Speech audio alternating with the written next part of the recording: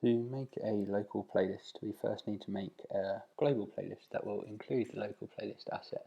So we're in the playlist creator, just drag on some assets that we want to use. This is our generic content that will be shown everywhere. Then what we can do is go into the control assets section, and we've got localized playlists. We drag this on and we get given a configuration dialog. We just call this, give it a name, and that's the name of the playlist that will be created.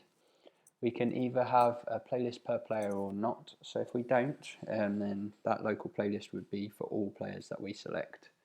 If we do, then we can make individual playlists that are specific to each player, allowing a bit more flexibility with control, so only making it so users can affect an individual player. We click yes. You can set the number of maximum number of assets that a user can add to the playlist. The playback mode, so do we play all of the assets at once when we get to this, or do we play just the next asset? So if we did play the next asset, every time we get to the local playlist in the master playlist, it would just play the next asset and then come back to the master playlist. We'll choose play all assets.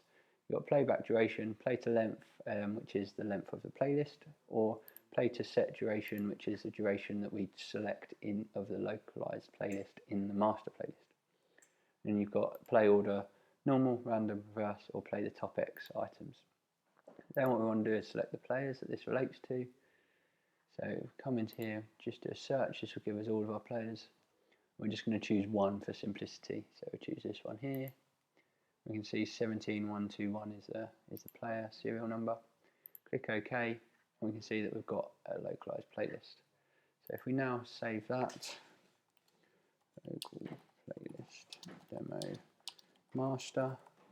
So that's saving a normal playlist that we would publish to the player. What we can then see once that's saved is do an open playlist. So if we now look for the local playlist that we created, so local playlist demo, and we can see that we've got one playlist entry here and it's got the serial number. If we'd chosen multiple players, then we would have multiple different playlists.